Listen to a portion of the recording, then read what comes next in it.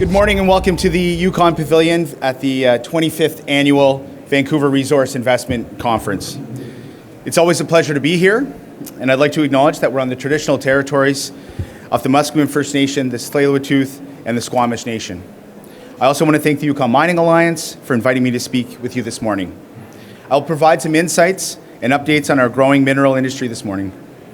Yukon has several active and proposed mining projects in the pipeline which may be of interest to you, starting with Victoria Gold Eagle Gold Mine, which is located 300 kilometers north of Whitehorse within the traditional territory of the Nachanig Dun. This project is a blueprint of what can be achieved through collaborative, respectful partnerships between industry and governments. Victoria Gold poured its first gold bar last September, and this past December, it increased reserves by 20% to 3.3 million ounces, and its annual production by 10% to 220,000 ounces. It's just a phenomenal project, and Government of Yukon wants to give immense credit to Victoria Gold's President John McConnell and his entire team. Yukon's second active mining operation is Pembridge Resources Minto Mine, which is an underground copper mine located 240 kilometers north of Whitehorse in the traditional territory of the Selkirk First Nation. Pembridge Resources has restarted operations, and after acquiring property from Capstone Mining Corporation, they poured their first copper concentrate last October. So looking ahead, 3 proposed projects with potential to move on to development in the near term are Alexco Resources Corporation, the Keno Hill Silver District, BMC's Kutsikaya project, and Golden Predator's Brewery Creek project. So the Keno Hill, just to give you a little bit of background, the Keno Hill district, which many of you have heard about, it's a very historic site with lots of tradition. It's in the traditional territory of the First Nation of Nachanig Dun.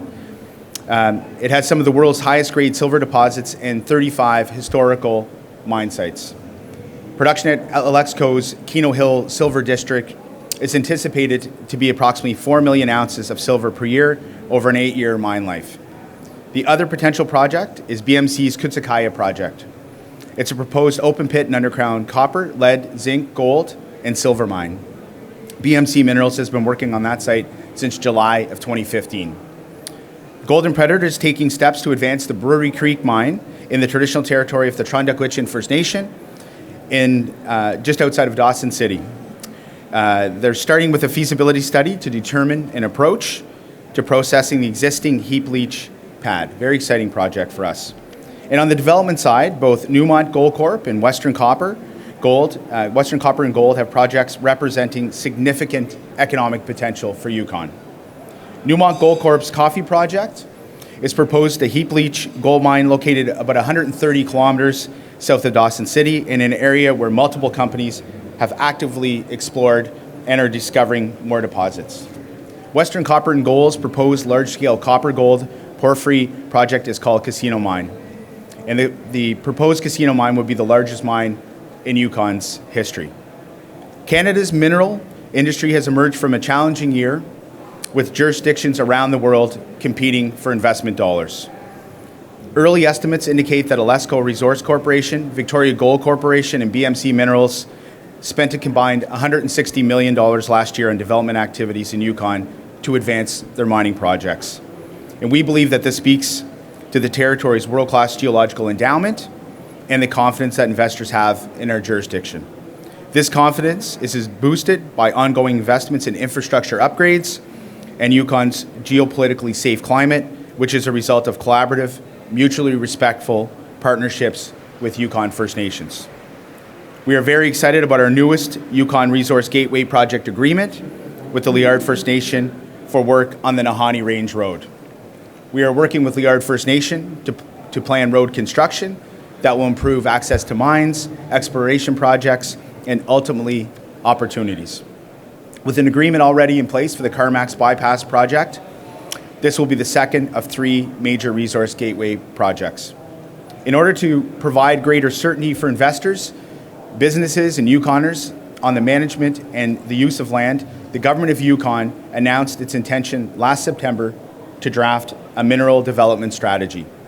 An independent panel is currently conducting an engagement process to enhance Yukon's mineral investment climate while respecting the rights and traditions of Yukon First Nations and upholding environmental standards.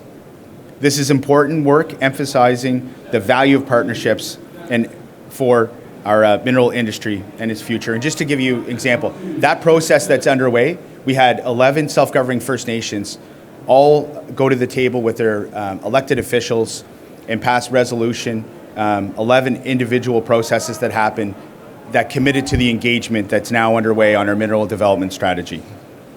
Although the 2017 Fraser Institute annual ranking of mining companies ranked Yukon 16th in the world for best practices and 8th in the world for our geological database, we know that investors are turning their attention to environmental, social, and governance considerations as part of their global investment strategies. Yukon is extremely well positioned on each of these fronts and making it a great place to invest. So I encourage you to visit the Yukon Pavilion, the Klondike Trail, to meet with some of Yukon's leaders in this sector. If you have specific questions or concerns, please contact my office directly or meet with one of our government officials that are here with us today. And have a great conference. Lot to cover in a short period of time. We've got premiers from across the north in the back of the room, ministers, Yukon Mining Alliance, our partners in Northwest Territories and Nunavut are here with us. And I'll leave it at that because we have to follow them over for an extremely exciting announcement and strategy that we're all doing together here in 2020. So thank you very much for coming out, and please speak with our people that are here. Lots of good news all across the north. Thank you.